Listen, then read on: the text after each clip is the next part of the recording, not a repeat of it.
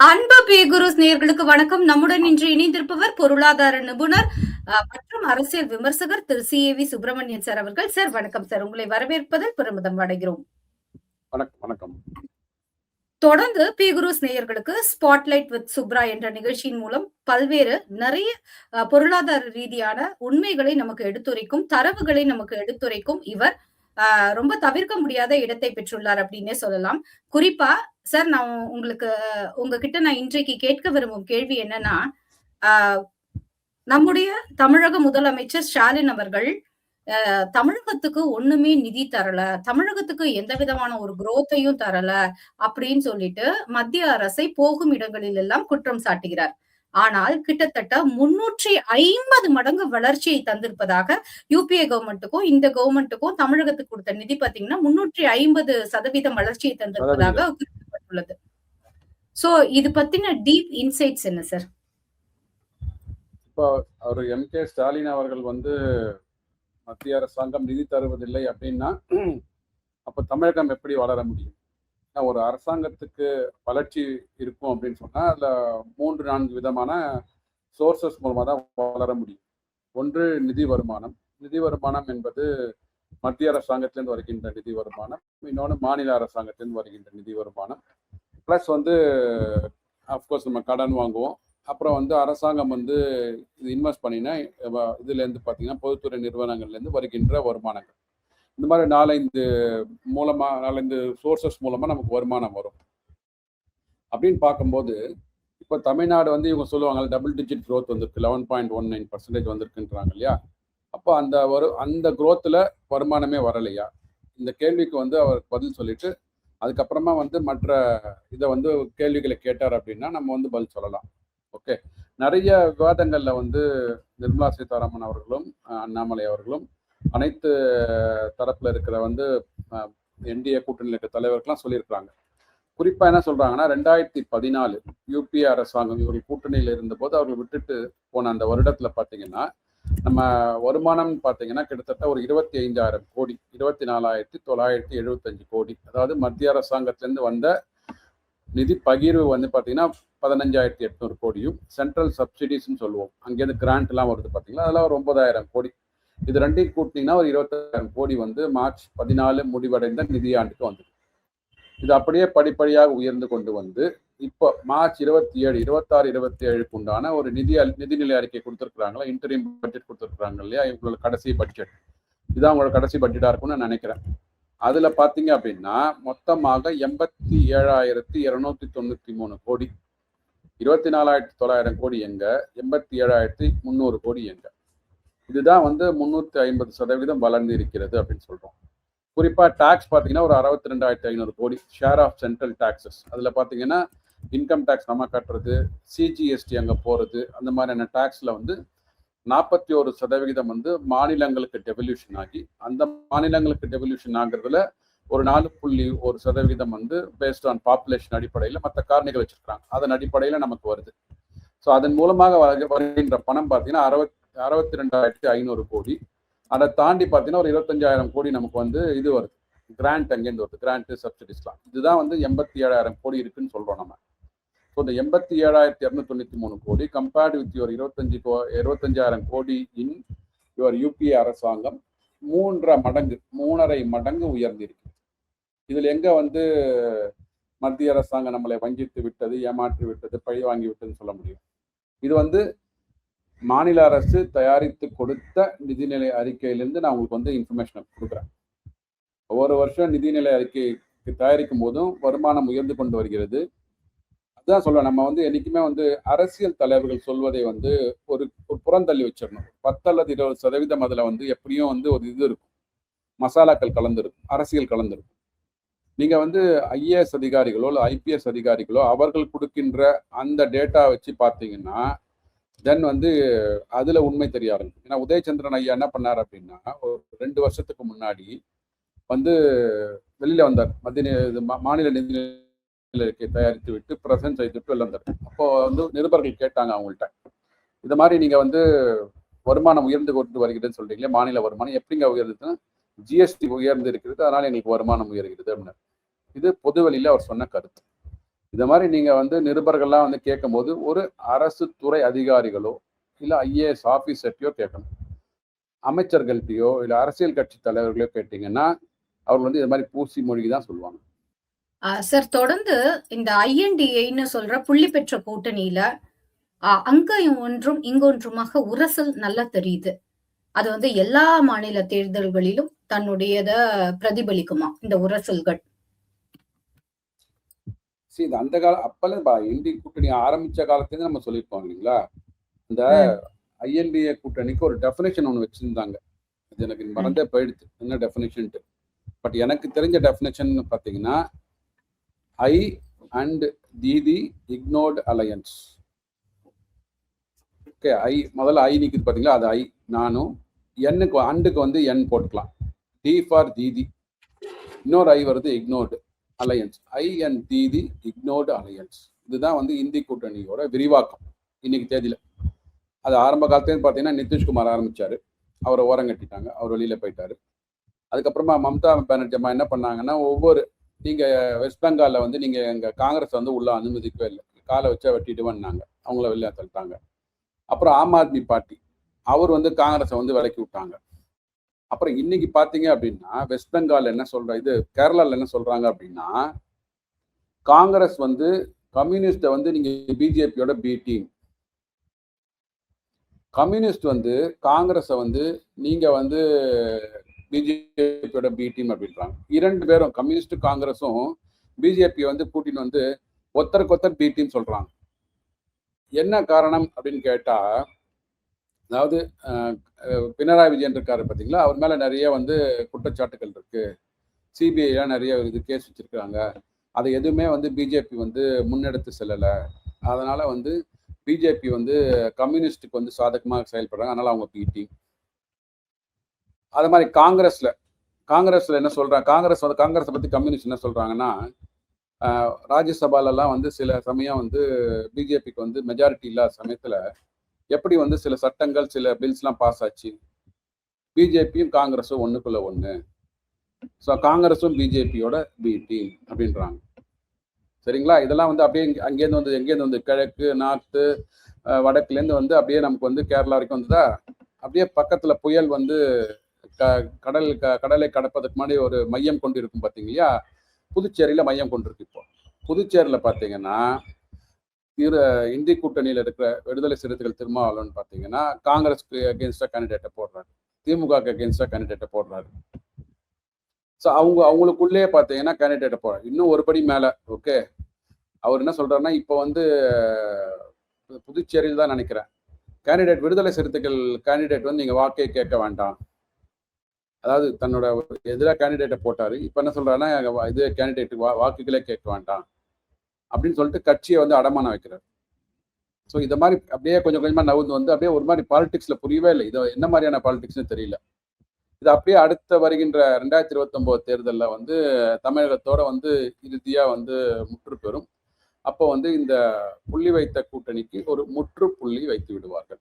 அதுதான் வந்து 2029 நடக்க போகுது.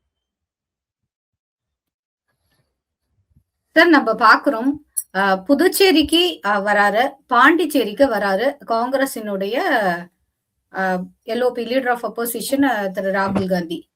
ஏன் வந்து தமிழகத்துக்கு மட்டும் வரமாட்டேங்கிறாரு, என்ன பிரச்சனை? அது அவர் பிரதர்கிட்ட கேட்கணும். அவரு பிரதர்கிட்ட கேட்கறதுக்கு அவர் கொஞ்சம் சங்கடமா இருக்குதுன்னு நினைக்கிறேன். ஏன்னா போன வாட்டி மார்ச் 1 பிறந்தநாள் சொல்லும் போது ஹாப்பி பர்த்டே ப்ரோ அப்படிலாம் சொன்னார் அவர். ஏன்னா அவங்களாம் சென்சி டிஷர்ட் போட்டதுனாலே அவர் சென்சி ஆயிடுவார். டிஷர்ட் போட்டு ஒரு ஜீன்ஸ் பேண்ட் போட்டு போனாலே உடனே சென்சின்னு நினைச்சுன்னு ஹாப்பி பர்த்டே ப்ரோன்னு சொல்லிட்டு போன மார்ச் 1 சொன்னார். இங்கே இருக்கிற முதலமைச்சர் மு.க. ஸ்டாலினுக்கு பிறந்தநாள் வாழ்த்து. இந்த வாட்டி ஹாப்பி பர்த்டே அது மாதிரி ஏதோ ஒன்று போட்டு விட்டுட்டார், அவ்வளோதான். ப்ரோ காணாமல் போயிடுச்சு. ஸோ இங்கே அவங்களுக்கு பார்த்தீங்கன்னா இந்த எப்படி வந்து இந்த கூட்டணியில் தொகுதி பங்கீடு வந்து எவ்வளோ வந்து அல்லோலப்பட்டது நமக்கு தெரியும். எவ்வளோ முரண்பாடுகள். ஆக்சுவலாக இது மிஸ் ஆயிருந்ததுன்னா அவங்க தாவேக்காவோட கூட்டணி வச்சிருப்பாங்க. நம்ம காரைக்குடி பண்ணையார் வந்து அதை வந்து ஏதோ சமரசம் பண்ணி அவருக்கு வந்து ஒரு ராஜ்யசபா சீட்டு வேணும், லோக்சபா சீட்டு பையனுக்கு வேணுன்ற ஒரு இதில் வந்து 29 ஒரு லாங் டேர்ம் விஷன்ன்றது வந்து கட்சிக்கு கிடையாது, நாட்டுக்கு கிடையாது, தங்களுடைய குடும்பத்திற்காக ஒரு ராஜ்யசபா சீட்டு ஒரு லோக்சபா சீட்டு ஒன்றுன்ற பட்சத்தில் வந்து அவர் வந்து ஒரு 28 தொகுதிகளுக்கு வந்து ஒரு உடன்படிக்கை செய்து நேரடியாக, அதாவது நேரடியாக அவர் வந்து காந்தி ஃபேமிலியோட பேசிட்டார். மல்லிகா கார்கே வந்து தலைவராக இருக்கிறாருன்னு தெரியும் நமக்கு. மல்லிகா கார்கே கூட அவர் பேசவே இல்லை. நேராக சோனியா காந்தி, ராகுல் காந்தி, பிரியங்கா காந்தி அவங்களோட ஒரு ஜூம் காலில் பேசி 28 தொகுதிகளுக்கு வந்து சமாதானத்தை பண்ணிட்டு அவர் மாட்டு போயிட்டார். செல்வ பெருந்தகை, தாக்கூர், கிரீஷ் சோடங்கர், பிரவீன் சக்கரவர்த்தி இவங்கெல்லாம் இங்கே வந்து பேச்சுவார்த்தை நடத்திட்டு இருந்தாங்க. அவங்க தானே வந்து பேச்சுவார்த்தை குழுக்கு உண்டான ஒரு இதில் இருக்கிறாங்க, அமைப்பில் இருக்கிறாங்க. அவங்க மாணிக்கம் தாக்கூர் அந்த இதுலேருந்து வந்து இப்போ 2-4 நாளுக்கு முன்னாடி வந்து ரிசைன்மெண்ட்டே போயிட்டார் அந்த இப்போ இதுலேருந்து, பதவியிலேருந்து. ஸோ அந்த அளவுக்கு பார்த்தீங்கன்னா அங்கே வந்து உள்கட்சியிலேயே ஒரு பூசல்கள் இருக்குது. அது ராகுல் காந்திக்கு கண்டிப்பாக தெரியுது அவருக்கு. ஏன்னா ராகுல் காந்தி பார்த்தீங்கன்னா எவனா தான் நீங்கள் வந்து திமுகவோட நிழல்லே இருப்பீங்க. நீங்கள் எப்பயாவது ஒரு தடவை வந்து நீங்கள் வெளியில் வந்து தான் ஆகணும் இல்லைங்களா? ஸோ அப்படி இருக்கும்போது இது ஒரு நல்ல ஒரு தருணமாக வந்து எல்லாரும் பார்த்தாங்க, ஃபேக்ட்ஸ்லாம் ரெப்ரசன்ட் பண்ணாங்க. இருந்தாலும் இங்கே வந்து கட்சியை அடகு வைப்பதற்காக வந்து சில பேர் இருக்கிறாங்க இல்லையா, அவர்கள் என்ன பண்ணாங்கன்னா இந்த மாதிரி போயிட்டு ஒரு சமரசத்தை முடிச்சுட்டு வந்துட்டாங்க.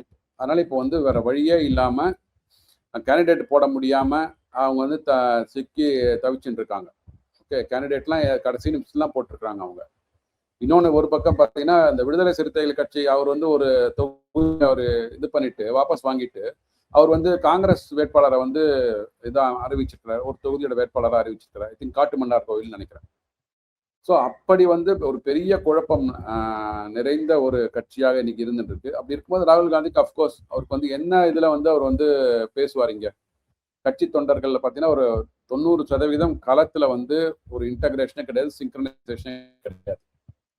அப்படி இருக்கும்போது அது இப்போ வருகின்ற அது ஒப்பீனியன் போல்ஸ்லையும் வந்து ரிஃப்ளெக்ட் ஆக ஆரம்பிக்குது. இப்போ என்டிஏ கூட்டணிக்கு வந்து அந்த வாய்ப்பு வந்து ரொம்ப பிரகாசமாக வந்து கொண்டிருக்கிறது. முன்னாடி வந்து கேப் நேரோவாக இருந்தது, அந்த கேப் வந்து இப்போ விரிவடைந்து என்டிஏக்கு பாசிட்டிவாக போயிட்டு இருக்கு, அதிமுக பாஜக கூட்டணிக்கு பாசிட்டிவாக போயிட்டு இருக்கு. ஸோ இந்த தகவல்லாம் அவருக்கு தெரிய வந்துட்டு இருக்கும். அதனால பார்த்தீங்கன்னா எந்த இதில் வந்து அவர் வந்து பிரச்சாரம் பண்ணுவார். அதனால ஐ திங்க் தமிழகத்தை வந்து அப்படியே வந்து தள்ளிட்டு அவர் போயிருக்காரு இப்போன்னு பார்க்குறேன். சார், தொடர்ந்து இந்த கூட்டணிகளுக்கு தொகுதி ஒதுக்கீடு செய்ததிலேயே நிறைய முரண்பாடுகள் தெரிந்தது, ஒரு சந்தர்ப்பவாதம் தெரிந்தது. இத வந்து களத்துல ஏதாவது எதிரொலிக்குமா? அதாவது தொகுதி ஒதுக்கியது கூட்டணிகளுக்கு, அது எந்த கட்சியாக இருந்தாலும் அது வந்து களத்துல எப்படி எதிரொலிக்கும்னு நினைக்கிறீங்க தொண்டர்களிடையே? இல்ல கண்டிப்பா. ஏன்னா அவங்க வந்து அந்த தொகுதியில அவர் சார்ந்த தலைவர் இல்ல அவர் சமூகத்தை சார்ந்த தலைவர் வருவாங்க அப்படின்ற மாதிரி ஒரு லாஸ்ட் ஒரு 2-3 இயர்ஸ் போஸ்ட் பார்லிமெண்ட் எலெக்ஷனுக்கு அப்புறமே வந்து அங்கே களப்பணி ஆற்றியிருப்பாங்க.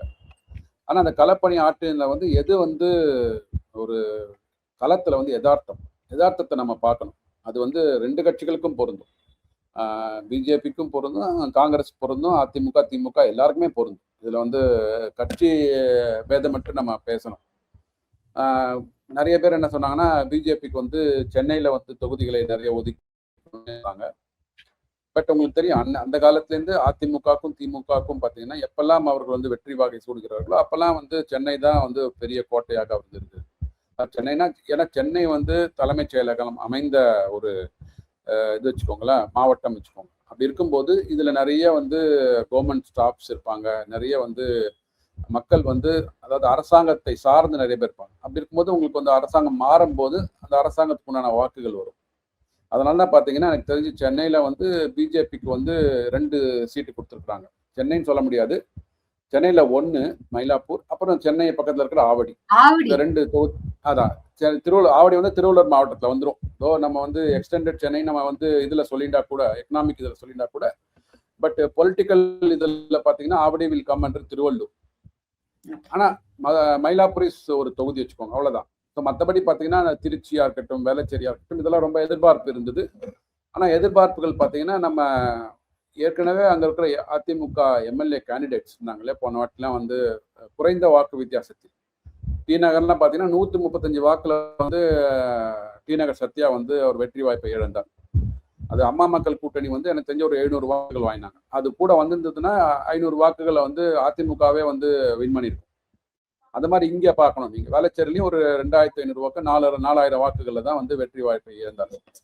அப்படி இருக்கும்போது இந்த மாதிரியான ஒரு இருக்கும். அந்த தொண்டர்களும் வந்து ரொம்ப இதுல இருப்பாங்க. ஏன்னா இப்போ வந்து ஆன்டி இன்கம்பன்சி நிறைய இருக்கு. ஆன்டி இன்கம்பன்சி எப்பவுமே பார்த்தீங்கன்னா திமுகவோட ஆன்டி இன்கம்பன்சி அதிமுகவுக்கு வரும். ஸோ அதிமுக ஒரு 10 வருடங்களா ஆன்டி இன்கம்பன்சி இருந்தது. 2021 திமுகவுக்கு போச்சு. பிளஸ் அதிமுகவில் வந்து அந்த ஒரு ஒற்றுமையின்மை இருந்தது. அதனோட அட்வான்டேஜ் வந்து திமுக கிடைச்சிது. அதுதான் கிடைச்சதே தவிர மற்றபடி பெருசா வந்து திமுக வந்து நல்ல ஆட்சி கொடுத்துருவாங்கன்னு சொல்லிட்டு மக்கள் வாக்களிக்கல. அதான் தெரிஞ்சு போச்சு. நமக்கு 505 வாக்குறுதிகள் கொடுத்தாங்க, அதில் எவ்வளோ நிறைவேற்றினாங்கன்னு சொல்லிட்டு நம்ம நிறைய பொதுவெளியில் பேசியிருக்கோம். ஸோ அப்படி இருக்கும்போது அந்தந்த கட்சிகளுக்கு வந்து கண்டிப்பா வந்து இது இருக்கு, ஒரு ஓவாமை இருக்கு இந்த கட்சி கொடுத்த தொகுதிகளுக்கும். ஆனால் என்னை பொறுத்த வரைக்கும் என்னன்னா, அதையெல்லாம் கடந்து விட்டு நம்ம தான் சொல்லுவோம், ஒரு தலைவர் ஒரு ஸ்ட்ராட்டஜி டீம் மேலே இருக்கிற மத்தியில் இருக்கிற ஒரு குழுவோ இல்லை மாநிலத்தில் இருக்கிற ஒரு குழுவோ வந்து முடிவு பண்ணி இந்த தொகுதிகள் அப்படின்னு சொல்லிட்டாங்கன்னா, அதுக்கப்புறம் அந்த தொகுதியில போயிட்டு என்ன வேலை பார்க்கணும், மக்களுக்கு வந்து எதை வந்து கடத்தி செல்ல வேண்டும், எந்த கொள்கைகளை கடத்தி செல்ல வேண்டும், அடுத்து வரப்போற 5 ஆண்டுகள் என்ன கொள்கைகளை வைத்து அது என்டிஏ கூட்டணியா இருக்கட்டும் இல்லை அதிமுக தரப்புல வந்து அவங்க இருக்கிற எல்லாரும் இருக்கட்டும் பேசணும். அதே மாதிரி வந்து திமுகவோட எதிர்ப்பு வாக்குகளை வந்து நம்ம எப்படி வந்து இங்க என்டிஏல அறுவடை பண்ணணும், அதுதான் வந்து மிக முக்கியமானதா இருக்கணும். அது பண்ணினாங்க அப்படின்னா அது பண்ணினாதான் போறோம். ஏன்னா அதுதான் இப்ப பாத்தீங்கன்னா அப்படியே ஸ்லோவா வந்து உங்களுக்கு வந்து அந்த ஷிஃப்ட் வந்து அப்படியே என்டிஏ கூட்டணிக்கு வர ஆரம்பிக்குது. களத்துல வந்து அந்த ஒரு ஸ்ட்ராங் ஒரு பாசிட்டிவ் மெசேஜ் பார்க்க முடிகிறது. அது நீங்க வந்து அதுவும் இந்த CNN News 18ல வந்து அவங்க வந்து இது எடுத்துருக்காங்க, ஒரு 3 கட்டங்களாக வந்து ஒப்பீனியன் போல் எடுத்துருக்காங்க. அப்படியே அது வந்து கொஞ்சம் கொஞ்சமா 115லேருந்து அப்படியே இப்போ வந்து 140 கிட்ட வந்திருக்கு. ஜேவிசி ஸ்ரீராமோட இதுலயும் ஒப்பீனியன் போலி ஒரு 150 கிட்ட கொடுக்குறாங்க. ஸோ இதை வந்து அப்படியே வந்து தக்க வைத்து கொண்டு இன்னும் வந்து எப்படி வந்து ஒரு ஆரோக்கியமான அரசியல், இனிமே வந்து நாட்டு மக்களுக்கு வந்து ஒரு ஆரோக்கியமான அரசியல் வந்து இன்னும் ஒரு லாஸ்ட் எனக்கு தெரிஞ்சு இன்னும் ஒரு 15 நாட்கள் தான் இருக்கு, 14 நாட்கள் தான் இருக்கு வச்சுக்கோங்க. 21ஆம் தேதியோட பிரச்சாரம் முடிஞ்சிடும். ஸோ 21ஆம் தேதியோட பிரச்சாரம் முடிஞ்சதுக்கப்புறம் 23ஆம் தேதிக்கு நேரடியாக இது எனக்கு இந்த காணொலி மூலமாக ஒரே ஒரு விண்ணப்பம் பொதுமக்கள் அனைவருக்கும். 23ஆம் தேதி அன்னைக்கு ரொம்ப சுபமுகூர்த்த நாள் சொல்லியிருக்கிறாங்க. ஏன்னா சுபமுகூர்த்த நாள் அன்னைக்கு நிறைய வந்து கல்யாண சுப நிகழ்ச்சிகள் நடக்கும், சீமந்தம் நடக்கலாம், நிறைய சுப நிகழ்ச்சிகள் நடக்கும். அதனால அந்த சுப நிகழ்ச்சிகளுக்கு போயிட்டு லேட் ஆயிடுத்து அப்படின்னு சொல்லிட்டு வாக்கு போடாம இருக்கக்கூடாது. இந்த காணொலி மூலமாக நான் ஒரு பதிவு, ஒரு இது வந்து குடிமகனாக அது எந்த கட்சியே இருந்தாலும் சரி, எந்த கட்சியை சார்ந்தவர்களால் நீங்க இருந்தாலும் இங்க வந்து ஒரு 5 கோடி மக்களுக்கு வந்து வாக்கு இருக்குதுன்னா அந்த 5 கோடி மக்களும் இல்லை 5.25 கோடி மக்களும் வந்து கண்டிப்பாக அன்று அவர்களுடைய ஜனநாயக கடமையை ஆற்ற வேண்டும். அதுக்கப்புறமா நம்ம வந்து பின்னாடி வந்து இந்த அரசாங்கம் சரியில்லை, அந்த அரசாங்கம் சரியில்லைன்னு பேசி பிரயோஜனம் இல்லை. நமக்கு தேவையான அரசாங்கத்தை செயல்படுத்துவது அந்த ஜனநாயக கடமையின் மூலமாக மட்டுமே. நம்மளோட தனிப்பட்ட குடும்ப இதெல்லாம் இருக்கு, அதெல்லாம் வந்து அந்த கடமையும் வந்து நம்ம பூர்த்தி செய்து விட்டு அன்னைக்கு காலையில் அவ்வளோ சீக்கிரமா ஓட்டு போட்டு அப்புறமா நம்ம கல்யாண சுப நிகழ்ச்சிகளுக்கு போகலாம். இல்லை சுப நிகழ்ச்சிகள் போயிட்டு மத்தியானம் ஒரு 2 மணிக்குள்ள வந்து நம்ம ஜனநாயக கடமையை ஆற்ற வேண்டும் அப்படின்றது வந்து இந்த பதிவின் மூலமாக அனைத்து தமிழக குடிமக்களுக்கு நம்ம உங்க மூலமா ஒரு விண்ணப்பம் வச்சுக்கலாம். எஸ், இது வந்து வரப்போகின்ற இன்னொரு 15 நாட்கள் வந்து அரசியலில் மிக சுவாரஸ்யமான நாட்களா இருக்கும். அனைத்து தலைவர்களும் மத்தியிலேருந்து நிறைய அமைச்சர்கள் வராங்க, முதலமைச்சர்கள் வராங்க. வந்து மத்திய அரசாங்கம் நீங்க கேட்ட கேள்விதான், முதல்ல ஒரு பால் போட்டிங்கல்ல, பவுன்சர் மாதிரி போட்டிங்க. எனக்கு அந்த பவுன்சர் வந்து நமக்கே திருப்பி வந்த மாதிரி உங்களுக்கு 350% வந்து வரி வருமானம் அண்டு கிராண்ட் உயர்ந்து இருக்கிறது. 25,000 கோடியிலிருந்து 87,000 கோடிக்கு போயிருக்கு. இதை வந்து மறைக்க வேண்டிய அவசியம் இல்லை. 87,000 போருமா, எவ்வளவு கொடுத்தாலும் போறாது நமக்கு, அதுல மாற்று கருத்து இல்லை. என்ன ஆனா 87,000 வந்ததை நம்ம முதல்ல ஒத்துக்கணும். அதுதான் என்னோட பாயிண்ட். 87,000 வந்திருக்குதுங்களா? யூபி அரசாங்கத்துல 25,000 கோடி தான் வந்தது, இன்னைக்கு 87,000 கோடி வந்திருக்கு. கரெக்டுங்களா? ஸோ எப்படி வருதுன்னா அந்த இங்க இருக்கிற 145 கோடி மக்களுக்கும் எப்படி வந்து எந்த அளவின் படி 16th ஃபைனான்ஸ் கமிஷன் எந்த நிதி பகிர்வின் ஆதாரங்கள் படி கொடுத்துருக்காங்களோ அதுபடி எல்லா மாநிலங்களும் கொடுக்குறாங்க. நீங்க வந்து அடுத்து வரப்போகிற ஃபைனான்ஸ் கமிஷன்ல நமக்கு என்ன பர்சன்டேஜ் வேணும்னு சொல்லுங்க. எப்படி பர்சன்டேஜ் வேணும்னு சொல்றதை விட அதனுடைய அடிப்படை காரணிகளை வந்து நம்ம விலக்கி சொல்லணும். அது வந்து இந்த அரசாங்கம் வந்து 16வது ஃபைனான்ஸ் கமிஷன்ல வைக்க தவறிவிட்டது அப்படின்றதான் என்னோட ஒரு குற்றச்சாட்டு. அது வந்து நீங்க வந்து 41லேருந்து 50% உயர்த்துங்கன்னு சொன்னா மட்டும் போராது. அதன் மூலமாக நமக்கு எவ்வளவு பணம் வரும்? கர்நாடகா 60% கேட்டிருக்கிறாங்க, ஸோ அவங்க எப்படி 60% கேட்டாங்க? ஏன்னா நீங்கள்லாம் வந்து நான் தான் சொல்றேன், இந்த கூட்டணியில வந்து ஒரு இதுவே இல்லை, இணக்கமே இல்லாம அவங்க ஒண்ணு கேட்கறாங்க, இவர் ஒண்ணு கேட்கிறாரு. ஸோ அப்படி கேட்டதுனால பாத்தீங்கன்னா நமக்கு ஒண்ணுமே கிடைக்கல. ஸோ அதனால உரிமைகளை வந்து விட்டு கொடுத்ததுல வந்து திருப்பியும் திமுக அரசாங்கம் வந்து ஒரு முதல் பரிசை தட்டி சென்று விட்டது. ஏற்கனவே கச்சத்தீவை வந்து உரிமையை தாரை வார்த்து விட்டார்கள். அப்புறம் கல்வியை வந்து கன்கரண்ட் லிஸ்ட்ல தாரை வார்த்தாங்க. ஜிஎஸ்டி இவங்க இருக்கும்போது தான் சைன் ஆச்சு, நீட் இவங்க இருக்கும்போது தான் சைன் ஆச்சு, ஜிஎஸ்டி இவங்க இருக்கும்போது ப்ரப்போஸ் பண்ணாங்க. ஜிஎஸ்டி அப்புறமா இம்ப்ளிமெண்ட் பண்ணது என்டிஏ அரசாங்கம். ஸோ ஜிஎஸ்டியை ப்ரப்போஸ் பண்ணது ப. சிதம்பரம், நீட்டை வந்து சைன் பண்ணது யூபிஏ அரசாங்கம். இங்கே அப்போ வந்து மினிஸ்டர் ஆஃப் ஸ்டேட் திமுகலேருந்து இருந்தார் அவரு. ஸோ இது மாதிரி இப்போ வந்து 41லேருந்து 50ன்னு கேட்டிருக்காரு. பட் அதுக்குண்டான தரவுகளை கொடுக்கவில்லை. அண்டை மாநிலத்தில் கர்நாடகாவில் இருக்கிற காங்கிரஸ் அரசாங்கம் 60ன்னு கேட்டிருக்கிறாங்க. எப்படி இதை மாதிரி ஒவ்வொரு உரிமைகளாக விட்டு கொடுத்துருந்துருக்குறாங்க, இதனால் மக்கள் எவ்வளோ பாதிக்கப்படுறாங்கன்னு சொல்லிட்டு மக்களுக்கு தெரிய வேண்டும். வருகின்ற 2026 அதுக்கு நமக்கு ஒரு வெளிச்சம் போட்டு காமிக்கின்ற ஒரு தேர்தலாக அமையும் பார்க்க. சார் ரொம்ப நன்றி சார். இத்துணை நேரமும் அழகாகவும் தெளிவாகவும் நிறைய விஷயங்களை எங்களுக்காக எடுத்து சொன்னீங்க. உதாரணமாக இங்க எவ்வளவு கொடுத்தாதாங்க பத்தும், எவ்வளவு கொடுத்தாலும் உங்களுக்கு பத்தவே பத்தாது. குறிப்பா திமுக அரசாங்கத்துக்கு யூபிஏ கவர்மெண்ட் 25,000 கோடி நிதி கொடுத்த நிலையில் இன்று நாம் வாங்கிக் கொள்வது 87,000 கோடி நிதி. இதை வந்து எங்கேயாவது மறுக்க முடியுமா? கிட்டத்தட்ட கொடுத்தாதாங்க பத்தும், உங்களுக்கு எவ்வளவு கொடுத்தாலும் பத்தாது திமுகவுக்கு. நீங்க 25,000 கோடி நிதி வாங்கி கொண்டிருந்த நிலையில் இன்று கிட்டத்தட்ட 350 மடங்கு அதிகமாக 87,000 கோடி நிதி வாங்கி கொண்டிருக்கீங்க. இதுக்கு மேல என்ன வேணும்? ஆனாலும் உண்மையை சொல்ல உங்களுக்கு பயம். ஏன்னா உண்மையை சொன்னா மக்கள் எங்க மத்திய அரசுக்கு ஓட்டு போட்டுருவாங்களோ அப்படிங்கிற எண்ணம் அதிகமா இருக்கு. அந்த பயத்தினாலதான் தமிழக முதலமைச்சர் தொடர்ந்து மத்திய அரசு நிதி தரவில்லை என்று 87,000 கோடி நிதியை பெற்றுக்கொண்டு சொல்கிறார் அப்படிங்கிற ஒரு விஷயத்தையும், இங்கு நம் கடமையை செய்வதில் நாம் சுணக்கம் காட்டக்கூடாது. ஏப்ரல் 23 எல்லோருமே குறித்து வைத்துக் கொள்ளுங்கள். நம்முடைய ஒவ்வொரு இந்திய குடிமகனின் கடமை, ஜனநாயகத்தின் கடமை நாம் ஓட்டு போடுவது. ஆனா நீங்க ஓட்டு போட்டா மட்டும்தான் எங்களுக்கு ஏன் செய்யல அப்படிங்கிற உரிமை உங்களுக்கு கிடைக்கும். அதனால கடமையை செய்யுங்க, உரிமையை பெறுங்க அப்படிங்கிற விஷயத்தையும் தொடர்ந்து வந்து இங்க சந்தர்ப்பவாத கூட்டணிங்கிறது இங்க புள்ளி பெற்ற கூட்டணி மட்டும்தான். ஏன்னா உங்களுக்கு ஏதோ ஒரு அஜெண்டாக்காக ஒண்ணு சேர்றீங்க, மத்தியில எதிர்க்கணும்னு. ஆனா எங்க இருக்கீங்க அந்த மாதிரிங்கிறது தெரியல. ஒவ்வொரு மாநிலத்திலயும் பிரிஞ்சு பிரிஞ்சு தனியா போறீங்க.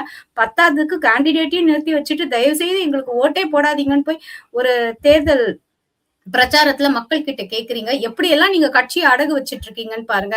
இவ்வளவு சந்தர்ப்பவாத கூட்டணியாக நீங்கள் இருந்து கொண்டு பாஜக உள்ளே வந்துவிடும் என்பதற்காக அவங்கள சந்தர்ப்பவாத கூட்டணின்னு சொல்றீங்களே, அதெல்லாம் ரொம்ப கேலிக்குரியதாகவும் நகைப்புக்குரியதாகவும் இருக்கு. யாரு வந்து உரிமையை விட்டு கொடுக்குறாங்க? நீங்க தான் காவேரியை பற்றி கேட்காம உங்களுடைய உரிமையை விட்டு கொடுத்தீங்க. நீங்க தான் தொடர்ந்து மத்திய அரசு கிட்ட இருந்து நிதி பெறாம உங்களுடைய உரிமையை விட்டு கொடுக்குறீங்க. இப்படி எல்லாம் நீங்க விட்டு கொடுத்துட்டு அடுத்தவங்களை குறை சொல்றீங்களே அப்படிங்கிற ஒரு விஷயத்தையும் உங்களுக்கு சேர்த்து சொல்லியிருக்கீங்க சார். இனி வரும் காலங்கள்ல தொடர்ந்து இது போல் நிறைய விஷயங்கள் அரசியல் களம் 2026 பேசுவோம். நேரம் பகிர்ந்தமைக்கு நன்றி. இணைப்பில் இணைந்தமைக்கு நன்றி சார். Thank you sir. நன்றி, நன்றி, வணக்கம்.